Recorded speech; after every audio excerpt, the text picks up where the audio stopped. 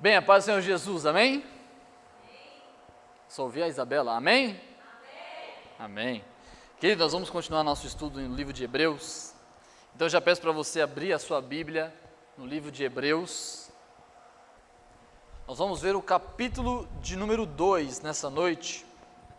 Livro de Hebreus, capítulo de número 2. Nós vamos estar estudando hoje Cristo, o melhor representante, o maior Salvador. Fazendo uma recapitulação rápida, regredindo um pouquinho naquilo que nós já vimos, para que a gente possa avançar a partir daquilo que já foi alicerçado nas nossas vidas. No capítulo 1, o autor de Hebreus, ele fala sobre a supremacia de Cristo, que é além dos anjos. Lembrando que ele falava a judeus que criam que os anjos eram uma espécie de divindade, ou melhor, ou talvez até intermediário, e muitas vezes até maior do que o próprio Messias. Então ele está trazendo ali ânimo para aquela comunidade que havia recebido o cristianismo, mas por causa da perseguição, eles estavam se sentindo com medo e dispostos muitas vezes a voltar para a sua velha aliança, voltar para as leis, voltar para o judaísmo antigo. E ele traz as bases mostrando que Cristo, ele é muito maior do que as promessas dos pais, ele é maior do que os patriarcas, ele é maior do que os anjos. Eles tinham uma cultura de pensar que os anjos foram aqueles que entregaram as escrituras inspiradas de Deus para o homem. Então ele mostra que Deus tem nos falado, se na antiguidade pelos anjos, pelos homens, pelos profetas, agora ele nos fala pelo Filho. E depois de trazer essa noção toda a respeito de quem é Cristo e como que o Cristo é a divindade, é a imagem do Deus invisível, é o resplendor da glória de Deus, que ele é a totalidade do Pai. Nós falamos um pouquinho também semana passada sobre 3 seitas que têm a cristologia errada, que são os Testemunhos de Jeová, os Adventistas e os Mormons. E tem outros mais, nós só citamos só 3. E hoje nós vamos ver Cristo sendo aquele que vai ser agora, na continuidade do capítulo, ele vai mostrar que o Cristo, ele é o melhor representante e o maior Salvador. Ele não é só maior do que os anjos, mas ele é o principal, o único representante que a humanidade poderia ter para poder redimir dos seus pecados, e ele também é o maior Salvador, porque não tem nenhum outro que possa tomar o seu lugar. Amém? Então, abrindo o nosso texto, nós vamos hoje ir do versículo 1 até o versículo 9, entendendo o que ele tem a nos dizer, ok? Vamos lá então? Vamos ler, nós vamos pausando, nós não vamos ler diretamente não, nós vamos parando, ok? Versículo 1 diz assim: portanto, convém nos atentar com mais diligência para as coisas que já temos ouvido, para que, em tempo algum, nos desviemos delas. Aqui o autor, ele começa trazendo uma exortação para o povo. Ele fala assim: nós precisamos tomar cuidado, atenção. Vocês acreditando em qualquer coisa, inventando noções erradas sobre Cristo, vocês estão indo como galhos levados pela correnteza para a perdição. Então ele chama a atenção deles dizendo o seguinte: portanto, nos convém que nós venhamos a ser mais firmes nas coisas certas, nós precisamos ter atenção para não nos desviarmos com as coisas erradas. Vocês estão propícios ao erro, então vocês precisam tomar atenção para que vocês não caiam nesse tipo de problema. No versículo 2 ele diz assim: porque se a palavra falada pelos anjos permaneceu firme, e toda transgressão e desobediência recebeu a justa retribuição. 3. Como escaparemos nós, se não atentarmos para uma tão grande salvação, a qual, começando a ser anunciada pelo Senhor, foi-nos depois confirmada pelos que a ouviram? O que ele está dizendo? Ele está dizendo o seguinte: se vocês tinham a maior reverência sobre a doutrina que vocês supõem que os anjos tenham entregado aos homens, que seria a lei, as leis, os profetas e todo o Antigo Testamento, mais ainda vocês têm que ter zelo pela nova aliança que está em Cristo Jesus, Porque o Senhor Jesus falou diretamente a nós. Então, se antes aqueles que desobedeciam, eles tinham uma retribuição justa por desobedecerem a palavra de Deus, que foi intermediada pelos anjos, agora mais ainda o zelo tem que ser maior, porque foi o próprio Filho que anunciou essa mensagem. Então, cuidado. A chamada dele é cuidado. Não vão sendo dispersos por doutrinas erradas. Antes ele dá a ideia do quê? Se segurem num lugar firme. Se segurem num lugar para que vocês estejam seguros. Essa é a ideia. Então o que Deus fala para nós, lembrando que o capítulo 1 e o capítulo 2 não tem uma ruptura, é uma continuidade. Por isso que depois de falar toda essa supremacia de Cristo sobre os anjos, ele vem chamando eles ao cuidado. Cuidado, cuidado. Então a ideia que Deus fala para nós através desse trecho é: cuidado, igreja. Cuidado com o que você acredita. Se nós nos basearmos em tradições, se nós nos basearmos em crenças ou crendices, ou o que alguém falou, ou no que eu acredito ser, nós podemos ser levados a o lugar de condenação, um lugar de perdição, ok? E aí o que ele fala aqui para nós termos zelo sobre tudo isso. E depois de ele me falar a respeito disso, ele traz uma advertência, através do quê? Através de um texto.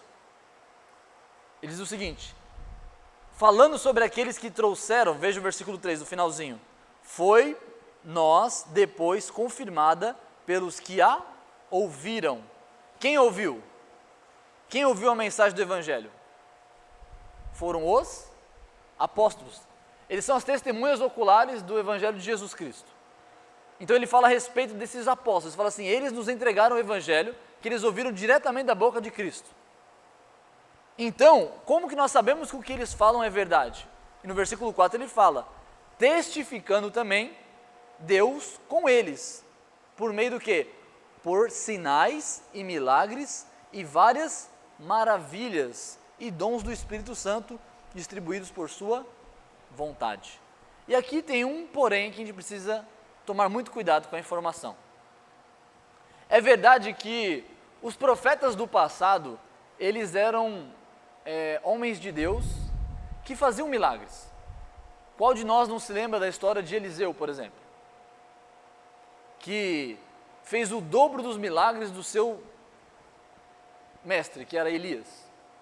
Que até quando estava morto, caiu um homem sobre ele, que já estava morto, e reviveu. Quem não lembra-se dos milagres de Elias? Ou então dos milagres que Moisés vivenciou no deserto com o povo? Foram muitos milagres. Só que comparado esses milagres com a quantidade de milagres e sinais e maravilhas que aconteceram no ministério de Cristo e no ministério dos apóstolos, é desproporcional. E aqui ele está trazendo para a gente uma informação, que quando nós olhamos para esses milagres, eles têm um propósito, eles estão fazendo uma sinalização. A sinalização é: isso é Deus mostrando um novo tempo. Quando os profetas, quando por exemplo Moisés tirou o povo do Egito para trazer a nova, que eram as leis, um novo conselho de Deus para os homens, eles vivenciaram uma série de milagres suscetíveis para mostrar que Deus estava com eles e de que a palavra de Moisés era verdadeira, que o ministério de Moisés era autêntico. Quando vem, aí passa pelos profetas, os profetas em comparado a Moisés, eles fazem poucos milagres. Isaías faz milagres, mas não são tantos. E assim vai diminuindo. Até que chega o momento onde Cristo se revela nos evangelhos. E Cristo, ele faz milagre a rodo, não é verdade? Cristo, a Bíblia fala assim, que ele estava ali, de repente ele desceu e curou as multidões. Ele ia andando e as pessoas iam tocando nele e iam sendo curadas. Houve um alvoroço inteiro por causa dos milagres de Jesus. E os milagres de Jesus não só foram muitos, mas foram grandiosos, como ressuscitar mortos. Não só uma vez. De curar cegos de nascença, que trouxe o maior alvoroço em Israel. Ou então de fazer a tempestade parar, ordenar e a tempestade parar. Uma série de milagres. Mas o texto fala assim que não só Jesus, mas os apóstolos depois viveram momentos também de milagres maravilhosos. Atos dos Apóstolos está recheado de milagres. O texto fala assim que a sombra de Pedro ia passando e as pessoas iam sendo curadas. Os lenços que o apóstolo Paulo enxugava o seu suor, as pessoas pegavam aqueles lenços e eram curadas. Foi muitos milagres. E aí quando nós chegamos diante disso, o que ele está dizendo é que esses sinais serviram de sinaleiros para mostrar que era um novo tempo para a igreja. Era para o povo pegar e falar assim, espera aí, está tendo uma inauguração do reino de Deus. E na inauguração, como vocês já devem conhecer, por exemplo, nós fizemos a inauguração do novo empreendimento da Jennifer, né?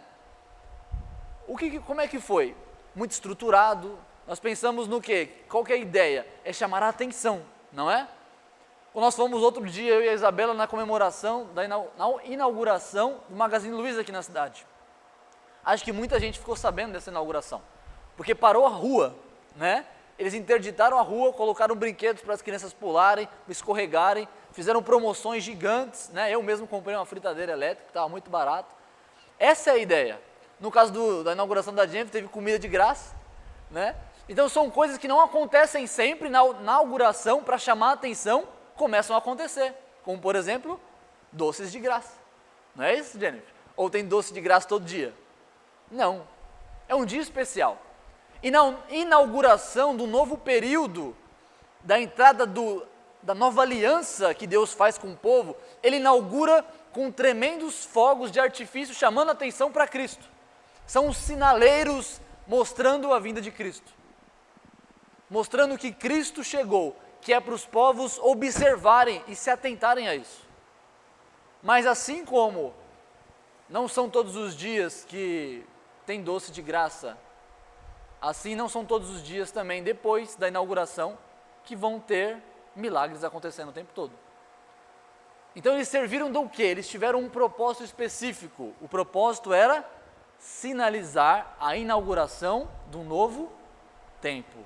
Inauguração de Cristo, o ápice da revelação de Deus. Todos que fizeram o curso de batismo vão lembrar que a Bíblia, o tema central é a redenção da humanidade através de Jesus Cristo. Todos os fogos, todas as maravilhas, todos os sinais prodígios foram centralizando que Cristo chegou no mundo. Cristo chegou para salvar. Atente-se, humanidade. Ó nações, o teu rei chegou. Essa é a ideia. Então a inauguração é estrondosa, ok? E aí a pergunta que vem para nós, quando nós olhamos para Atos dos Apóstolos, olhamos para os Evangelhos, o que nós pensamos como igreja hoje é o seguinte: onde estão os milagres hoje? Onde estão os milagres hoje? Né? Nós olhamos e perguntamos assim, pô, Jesus descia do monte e aí ele ia lá e curava. Jesus ia para lá, curava. Jesus ia aqui, orava e tal. Quantas vezes talvez nós não fomos para enterros ou fomos orar por enfermos e pensamos assim, Deus vai fazer um milagre aqui agora, porque Ele gosta de fazer milagre e não aconteceu nada. E a pergunta fica para nós, onde estão os milagres hoje? Se nós entendermos o que o autor de Hebreus está aqui dizendo para nós, essa questão que fica nas nossas cabeças vai melhorar. Que é a questão, os milagres hoje existem? A resposta é sim, mas não com tanta frequência. Por quê?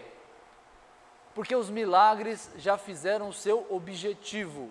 Agora, quando os milagres vêm, não é o mesmo objetivo do passado. Eles vêm como atos de graça que Deus faz eventualmente. Então, são pitadas de graça que Deus dá nas nossas vidas através de algum milagre que acontece de vez em quando.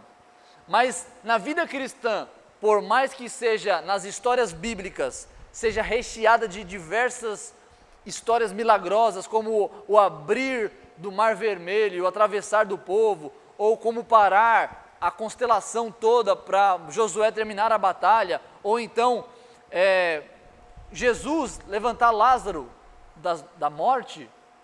Embora que tenha tantos milagres, essa não é a regra do cristianismo.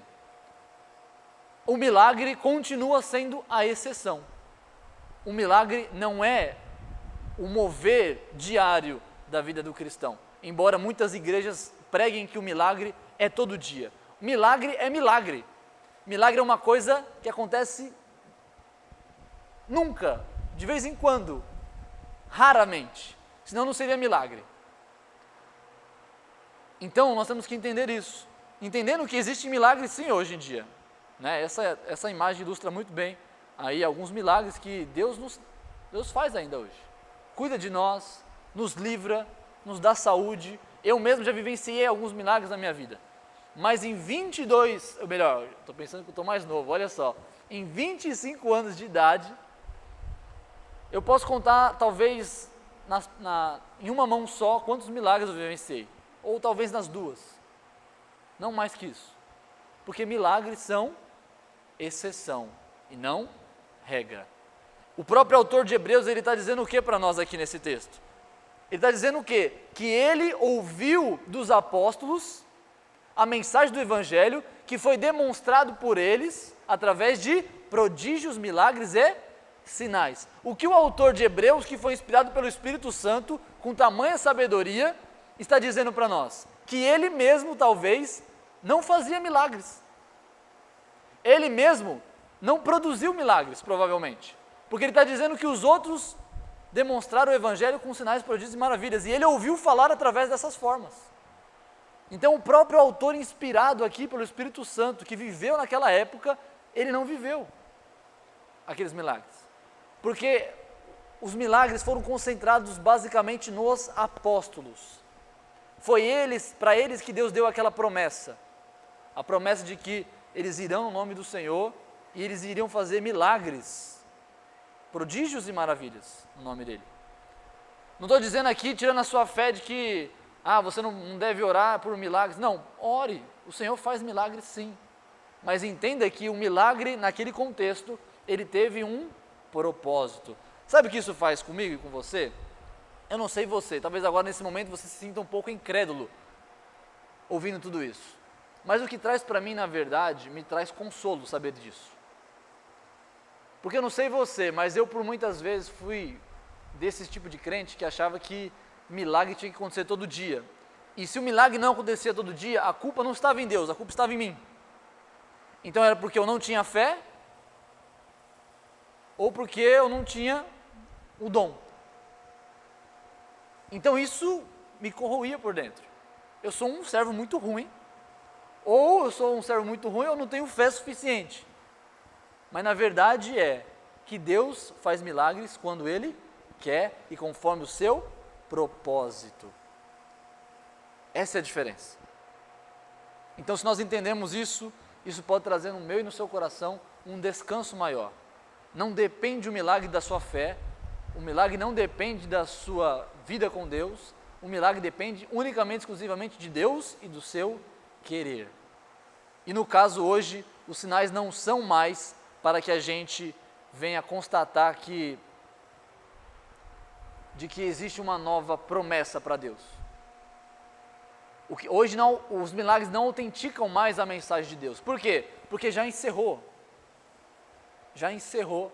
o período de revelação. Tanto é que Apocalipse vai dizer assim: ninguém vem acrescentar nada nas Escrituras, nem tirar, nem colocar, senão todas as pragas desse livro cairão sobre aquela pessoa. Então é algo duro. E tanto isso é verdade, que o anticristo ele vai vir como? Com prodígios, sinais e maravilhas. Para quê? Para anunciar um novo período da humanidade. Só que dessa vez, esse período não é autenticado por Deus, é autenticado por Satanás. E se eu e você estivermos olhando para os milagres como autenticidades da verdade de Deus, eu e você seremos enganados. Mas se nós entendemos o propósito que os milagres tiveram no passado, como o autor de Hebreus nos diz, então eu e você vamos estar firmes nas palavras que já foram confirmadas pelos prodígios, sinais e maravilhas do Senhor. Amém? Esse é o primeiro ponto para a gente entender aí o Senhor Jesus aqui. E aqui ele está falando com pessoas que tinham a seguinte dúvida. A dúvida era a seguinte: se Jesus é tão poderoso assim, como você disse, os destinatários da carta perguntando para o autor, se você diz que Jesus é maior do que os anjos, você diz que Jesus é mais poderoso, que Jesus é a própria excelência de Deus, que Jesus é tudo isso, então por que ele veio à terra e padeceu na mão dos homens? Não é verdade que está escrito no Velho Testamento que maldito o homem que for pendurado no madeiro? E Jesus não foi aquele que foi pendurado no madeiro? Jesus não sofreu na mão dos pecadores? Como é que ele pode ser tão poderoso assim, se ele sofreu na mão dos homens? Foi humilhado pelos homens. Então o autor de Hebreus, ele vai, a partir de agora, trazer aí a resposta prudente, ele se antecipa na resposta, como se aqueles homens perguntassem para ele justamente isso. O versículo 5 diz: porque não foi aos anjos que sujeitou o mundo futuro de que falamos. Veja, queridos, não é novidade para nenhum de nós que o mundo que nós vivemos hoje é um mundo quebrado e destinado à falência. Quando eu falo mundo, eu não só me refiro ao mundo como sistema, que os gregos chamavam de cosmos, sistema de mundo, mas também o mundo do ser humano, das nossas relações, também está falido. Não é novidade para ninguém ligar a TV e ver homicídios atrás de homicídios, morte atrás de morte, roubo atrás de roubo, traições atrás de traições, desgraças naturais, tsunamis, furacões, terremotos. Não é novidade para ninguém queimadas, incêndios. Não é novidade para ninguém o sistema em colapso, o aquecimento global. Não é novidade para ninguém a superpopulação ou melhor, a má distribuição da renda, que deixa alguns passando fome e outros com muito. Não é novidade para ninguém que o mundo que nós vivemos está falido e cada vez mais a passos largos indo para o fracasso. Não é novidade para ninguém. E justamente é esse o ponto que o autor aqui traz. Porque ele fala o seguinte: existe uma promessa de Deus para mim e para você a respeito do mundo. Lembramos do que aconteceu no Jardim do Éden. A Bíblia fala assim que criou Deus os céus e a terra, e nos 6 dias ele criou tudo que existia. E ele deu uma missão para o homem. Qual foi a missão do homem? Dominai sobre os répteis, sobre as aves, sobre o jardim, sobre tudo. Deus colocou o homem para gerir, para lavrar a terra, para cuidar da natureza e da vida. Essa foi a missão dada de Deus para o homem, e viu Deus que era muito bom. Então a missão minha e sua era isso. O que aconteceu no capítulo 3, subsequente a essa promessa? O homem peca. O que acontece? Todo aquele universo organizado e perfeito que Deus criou, que disse que era muito bom, agora entra naquela ruína que nós estamos vivendo, os frutos disso. O pecado entra no mundo, o cosmos se danifica, as nossas relações interpessoais, já logo no capítulo 3, Caim mata Abel, e assim a desgraça, ela parece propagar mais do que o coronavírus.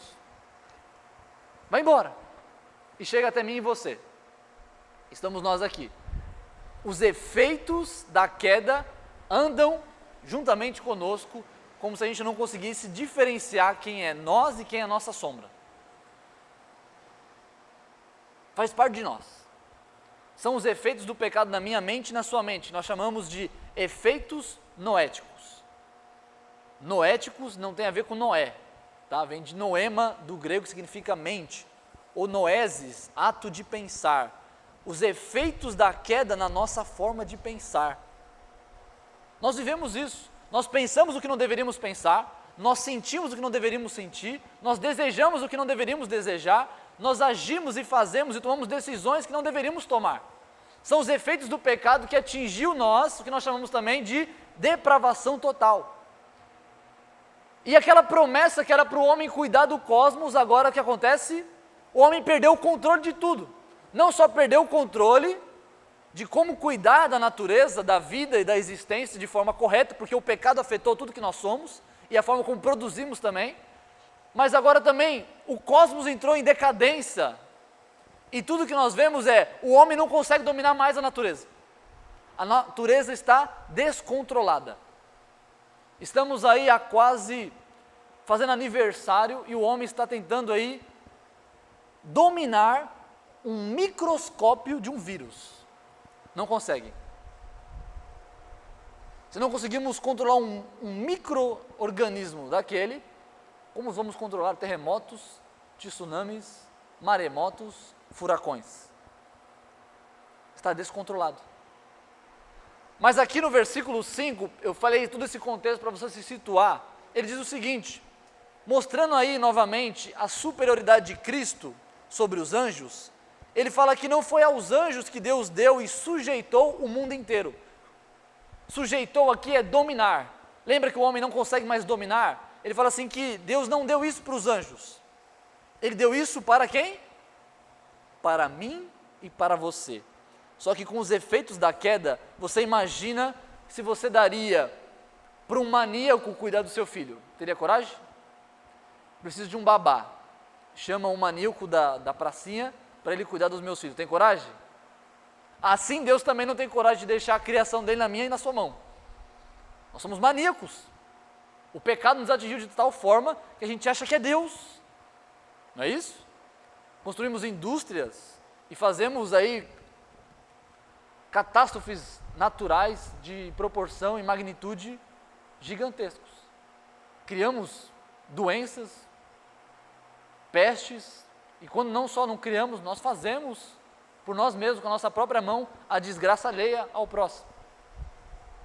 Então ele diz o seguinte, Deus é que teve que fazer aquilo que nós não poderíamos fazer, o quê? Sujeitar o mundo. E a promessa que Deus faz para mim e para você, sabe qual que é? Lembra daquela parte que Jesus fala o seguinte? Bem-aventurados os pacificadores, porque eles, quem lembra? O quê? Ouvi? Não. Bem-aventurados os pacificadores, porque eles herdarão a terra. A pergunta é, que terra é essa? Como que herda a terra? É esse mundo futuro. É uma promessa.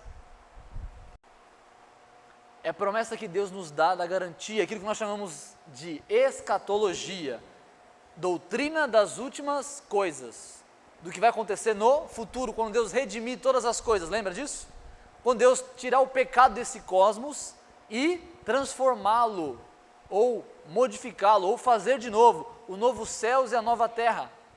Quando tudo que há de podre agora for renovado e se transformar permanente. Quando haver uma curadoria perfeita de tudo isso. Então, nós vamos habitar nessa terra. Ele está dizendo assim, isso não foi destinado para os anjos, isso foi destinado para os homens. Mas a gente tem capacidade para isso? Por isso que vem o versículo 6. E ele nos esclarece como fazer isso. Como foi feito isso, melhor dizendo. Ele cita o Salmo de número 8, versículo 4 e 6. O capítulo de número 8 de Salmos, ele é um salmo onde o salmista está olhando para a natureza e ele está maravilhado. Ele está maravilhado com a promessa que Deus fez e com a maravilha que Deus criou. Ele fala assim, eu vou ser aquele que vou cuidar de todas essas coisas, é um privilégio muito grande. E ele fala ali, ele descreve o homem, quando o homem ainda era perfeito, antes do pecado. Adão, antes de comer do fruto do conhecimento do bem e do mal. E ele cita esse texto, mostrando aí a promessa de Deus, dizendo assim, que se cumpre essa promessa em Cristo Jesus. Ele fala assim, mas em certo lugar testificou alguém, que é no caso o salmista, dizendo, que é o homem para que dele te lembres, ou o filho do homem para que o visites.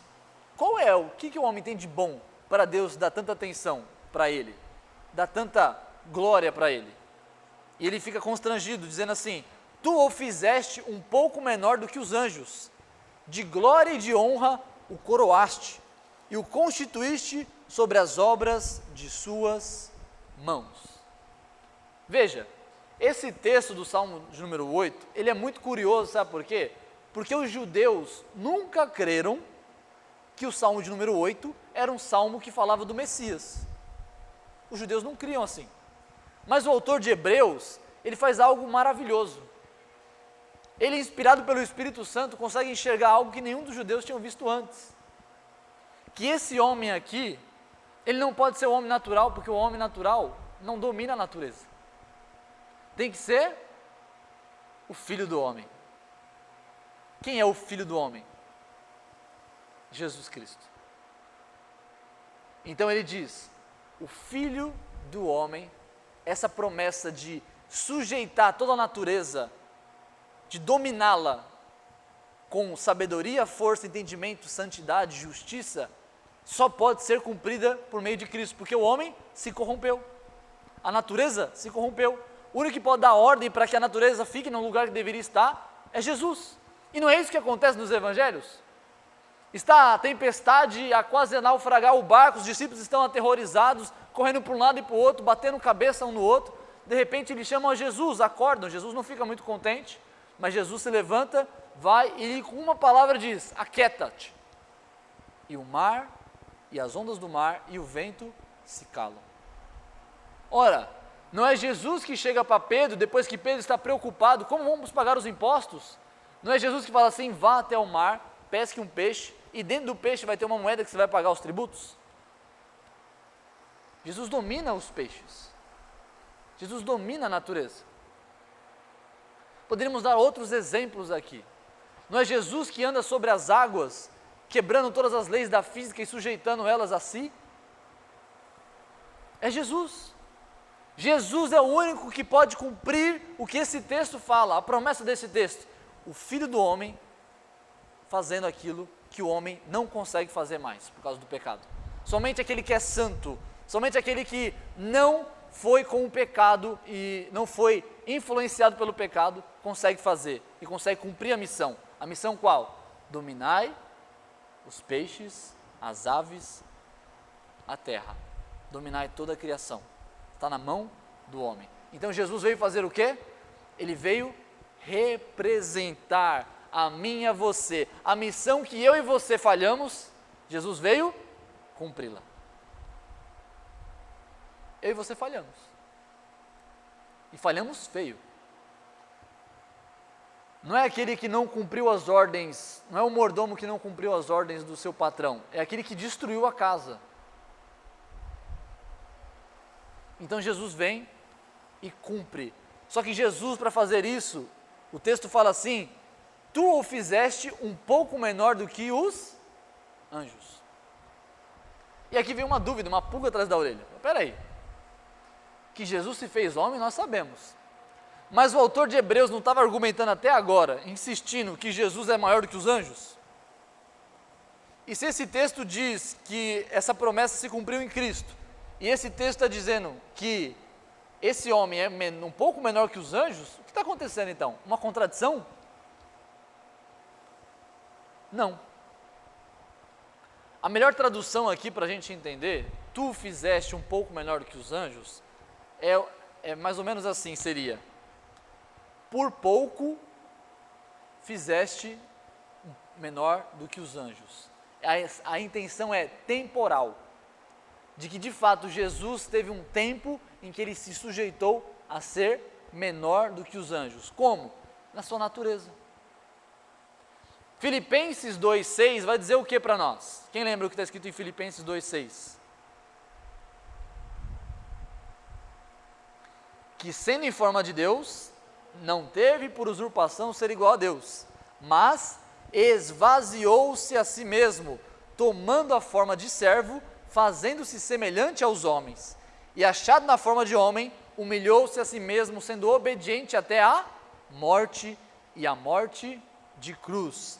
Por isso também Deus o exaltou soberanamente e lhe deu um nome que é sobre todo o nome.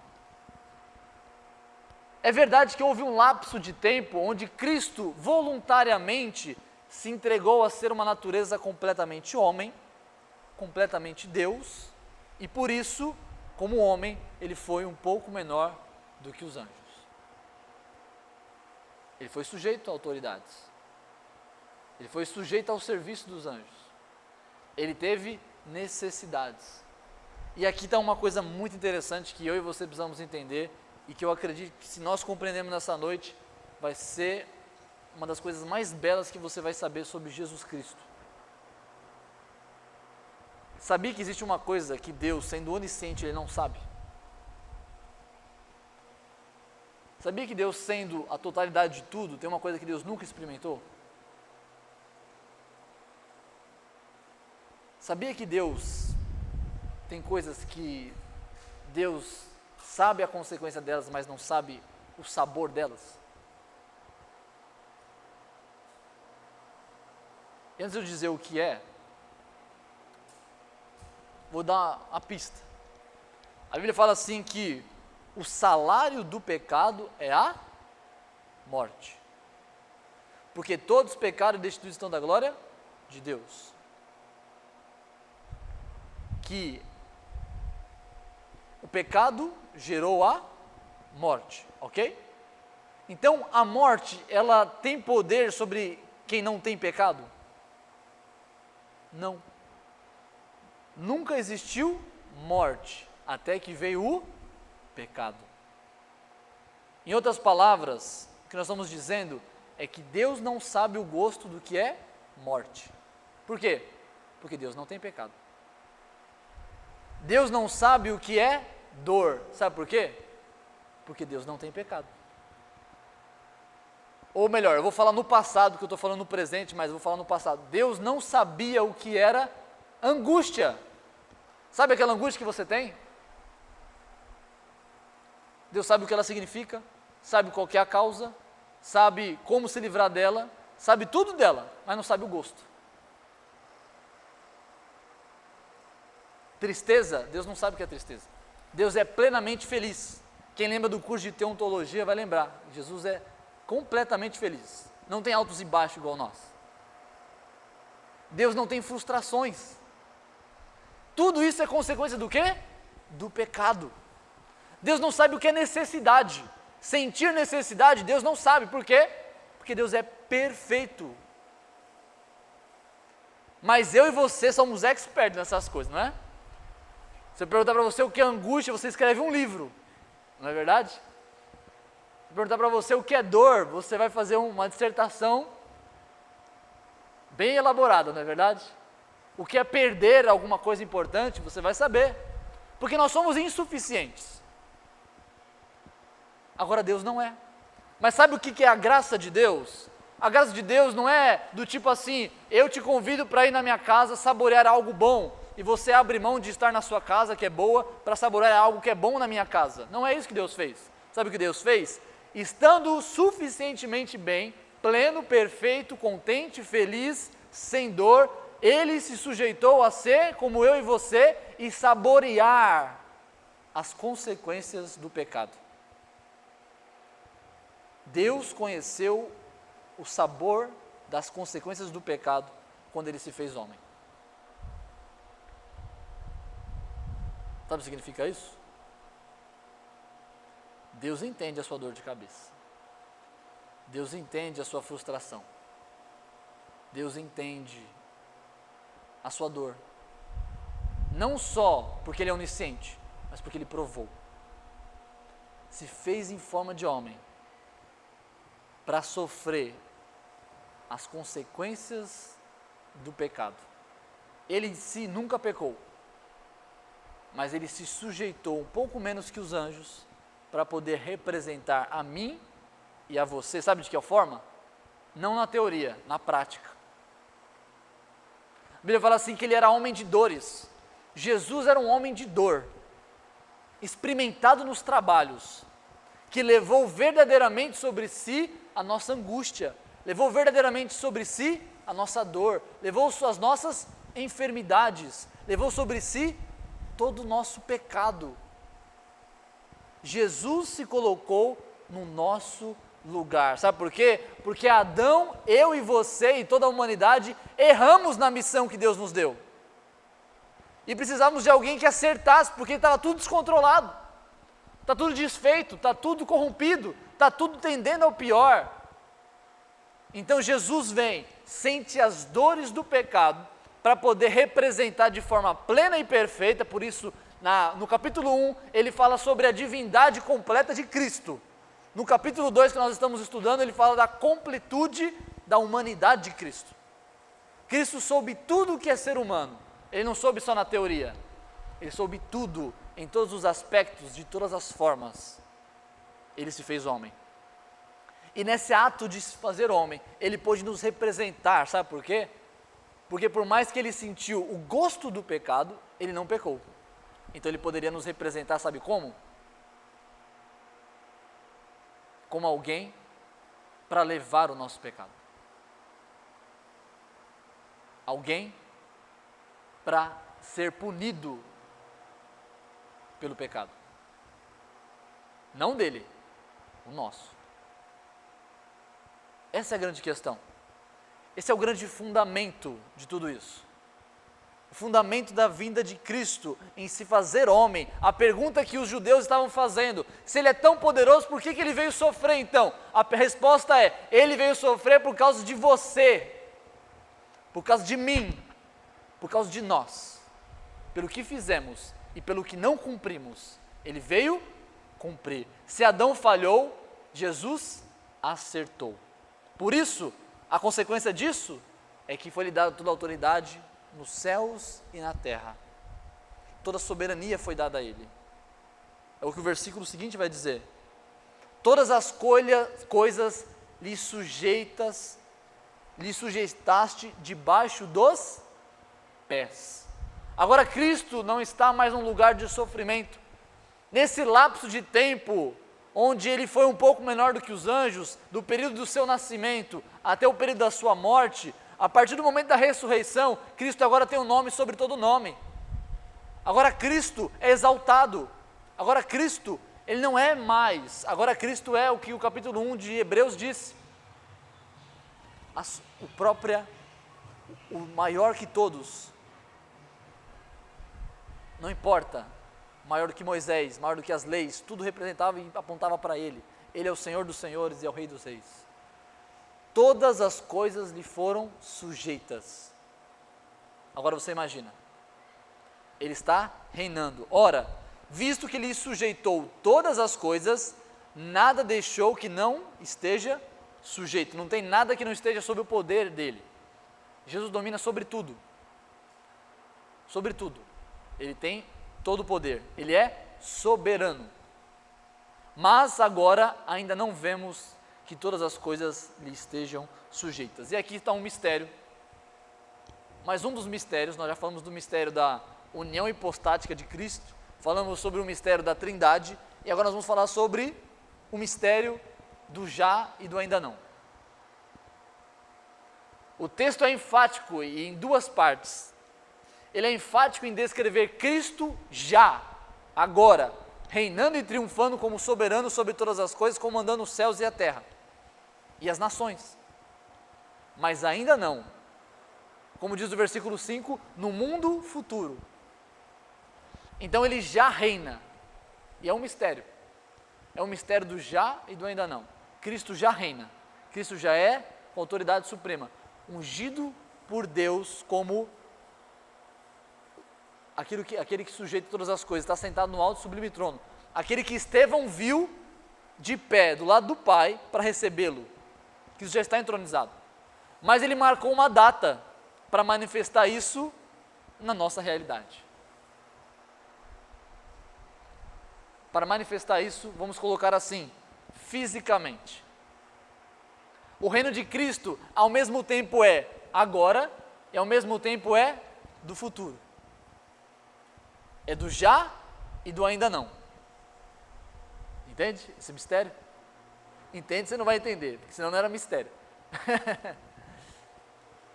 E aqui que está o gosto.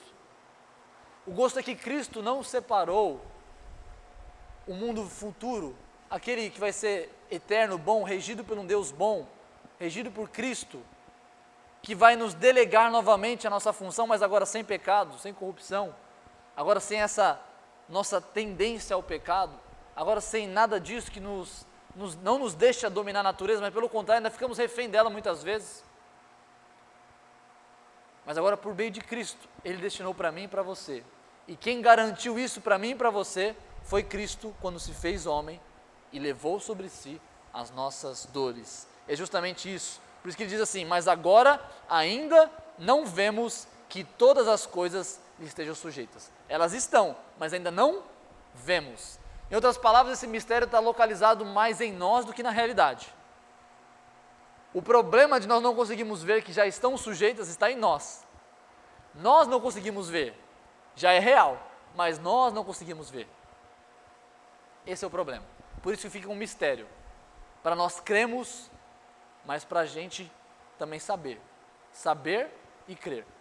Crer porque não se vê, saber porque está escrito. E Jesus, por isso, ele é o nosso perfeito representante e salvador. Ele diz assim no versículo 9: vemos, porém, coroado de glória e de honra, aquele Jesus que fora feito, passado, um pouco menor do que os anjos. Por que ele foi feito um pouco menor que os anjos? Nós já falamos. Por causa da paixão da morte, para que, pela graça de Deus, provasse a morte por todos. Aqui está, queridos, para a gente meditar e também glorificar o Senhor. O motivo dele ter se esvaziado e se tornado como homem, o texto vai dizer aqui para nós, é pela graça de Deus que ele fez isso, porque isso era para a nossa vida, para que nós não morrêssemos. Pense um minuto comigo, apenas um minuto. Se eu e você, o salário do pecado é a morte, e só por causa do pecado nós morremos, Cristo não pecou, então ele não poderia morrer, não é verdade?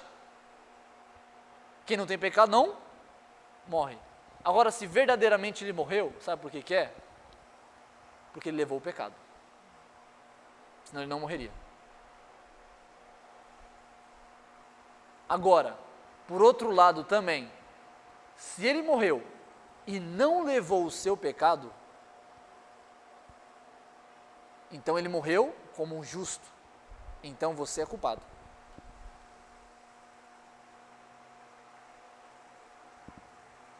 Vou repetir. Se Cristo santo, sem pecado, morreu, verdadeiramente ele levou sobre si o pecado. Mesmo assim, agora, por outro lado, caso ele tenha morrido e você não confessou e ele não levou o seu pecado, então a culpa pela morte dele, do justo, é sua. Se ele morreu porque levou os seus pecados, você é justo. Agora, se ele morreu e não levou os seus pecados, você é culpado do sangue dele. Por isso, Deus nos chama ao arrependimento e fé em Jesus Cristo, para que ele possa purificar e provar-se a morte no meu e no seu lugar. Então, queridos, isso nós aprendemos algumas coisas aqui, que eu quero finalizar com algumas conclusões. Primeira delas, precisamos estar atentos às armadilhas da mentira. Nós falamos domingo passado a respeito da luta da verdade contra a mentira. Como nós vamos estar alertas. E é isso que nós começamos a refletir nessa noite, falando sobre cuidado. Não seja como um graveto levado pela maré.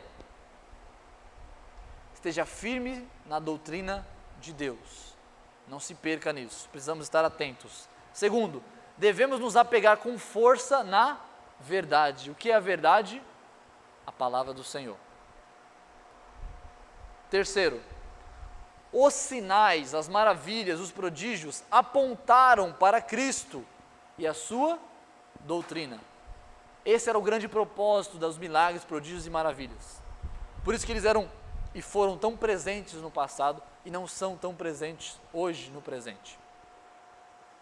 Quarto, perdemos nossa glória de centralidade da criação quando pecamos.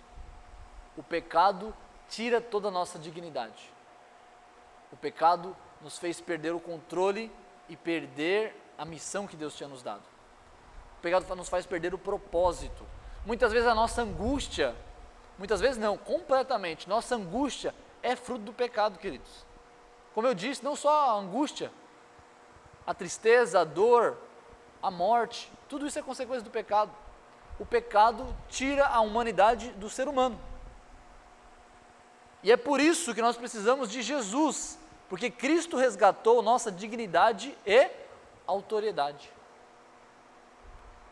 É Cristo que nos faz novos, é Cristo que nos regenera, é Cristo que modifica nosso ser para sermos novamente capacitados no mundo vindouro a fazermos tudo correto.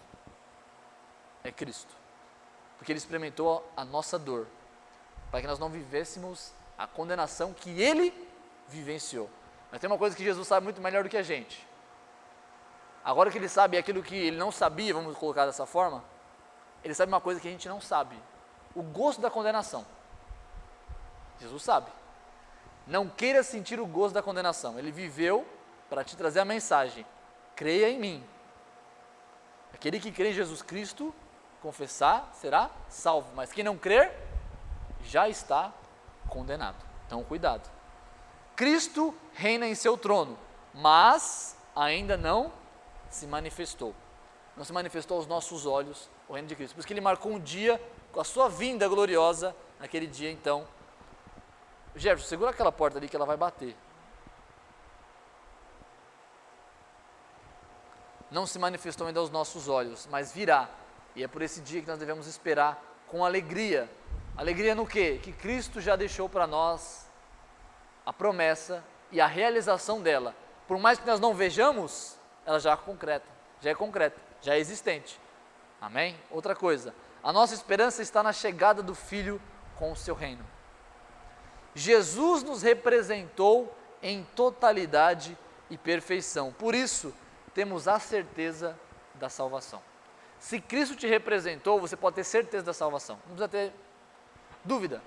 Eu não sei se eu sou salvo. Se Cristo representou você, se você se arrependeu e confessou a Jesus, você pode estar feliz, alegre e certo de que você está salvo.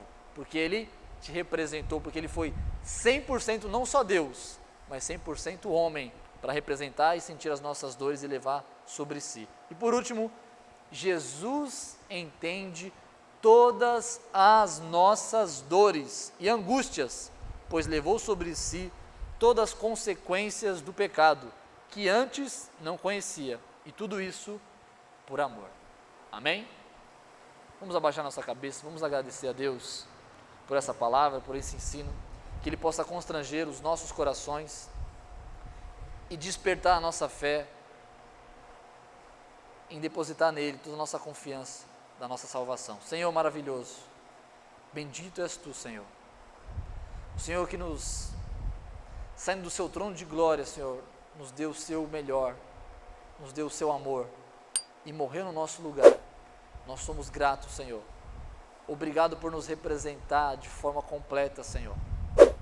Obrigado, Senhor, por fazer justiça à nossa causa, Senhor.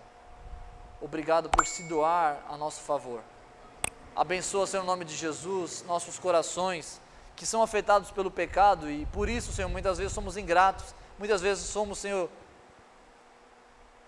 nós somos cegos em relação ao que o Senhor fez por nós.